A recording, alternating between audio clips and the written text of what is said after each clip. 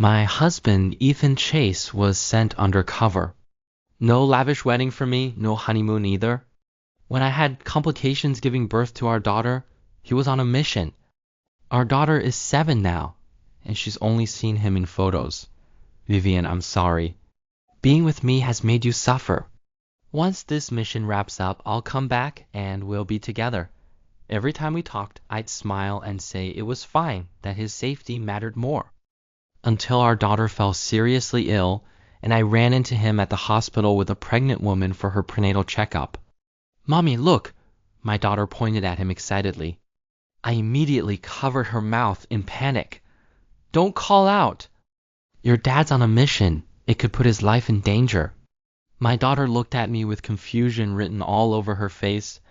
"Mommy, what are you talking about?" "That's my classmate's dad. He picks her up from school every day. My classmate's about to have a little brother. When are you going to give me a sister?" I forced myself to stay calm and dialed Ethan's number. "Ethan, where are you?" "Our daughter's sick." Not far away, he glanced at his phone. He bent down to kiss the pregnant woman's face, then frowned and walked to a corner to answer. He deliberately lowered his voice. "Vivian, I'm on a mission abroad." I have to hang up. After ending the call, he stared at his phone, distracted. It took him a while before he took the prenatal test results and went to queue for registration. My eyes stung terribly. As if possessed, I carried my daughter and walked over. Charlotte Lang was sweet-looking, completely non-threatening. She was clearly someone who'd been well protected all her life. When she learned my daughter was her son's classmate, she brought me to a cafe next to the hospital. She ordered juice for the 2 children, then cheerfully pulled me into small talk. When she talked about Ethan, her eyes practically sparkled. "My husband and I have known each other for 10 years. I was his first love. When we first got married, there was a misunderstanding, and in a fit of anger, I ran off to Europe. He couldn't find me and was depressed for quite a while. But 7 years ago, he came to Europe to find me. We reconciled and had our first child 7 years ago." I turned my face away, afraid she'd see the tears welling in my eyes.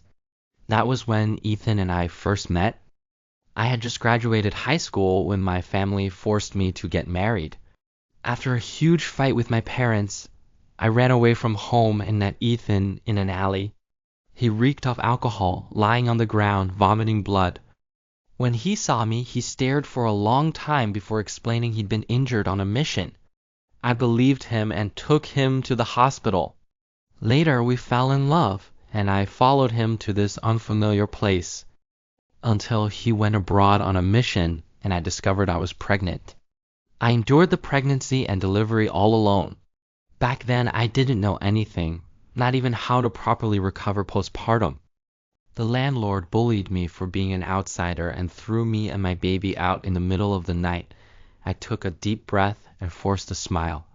"So, have you two always had a good relationship?" Charlotte took a sip of her milk tea and closed her eyes contentedly.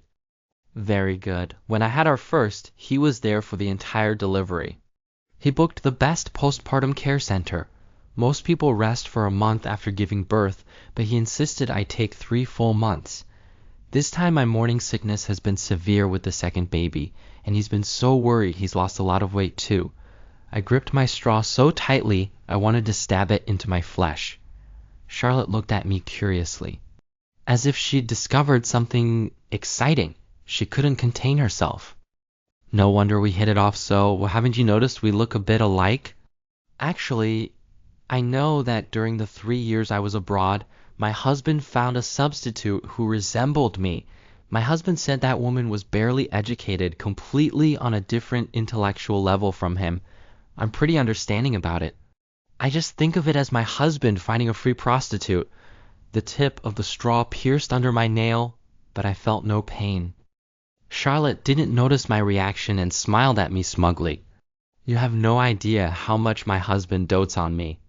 When he found out that woman was pregnant, I lost control and had someone run her over with a car. I heard she hemorrhaged badly. That woman reported it to the police, but my husband didn't blame me at all. He took care of all the trouble for me. After I had our first baby, I had some postpartum depression. I had people harass that woman, calling her a homewrecker. Watching her carry her child around, looking so helpless, it felt so satisfying. Oh, and my husband was even more ruthless.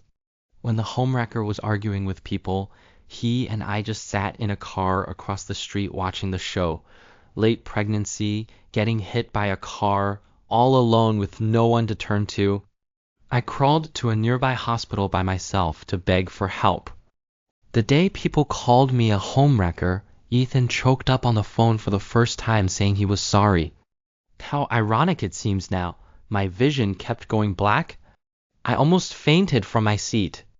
Charlotte finally noticed something was wrong and worriedly supported me. Are you okay? We've been chatting so long. Where's your husband? I opened my mouth, my throat tight. He? Just then, an indulgent yet helpless voice came from behind us. Drinking milk tea behind my back again? Charlotte, you're being naughty. The familiar voice exploded above my head. I mechanically turned around. The moment our eyes met, Ethan froze. I thought about going crazy, demanding to know why. But I had to consider my daughter's feelings. I'm sorry, I have to go. I stood up, lowered my head, grabbed my daughter, and fled. That dark gaze followed me like a shadow, accompanied by Charlotte's coquettish voice. Come on, forgive me just this.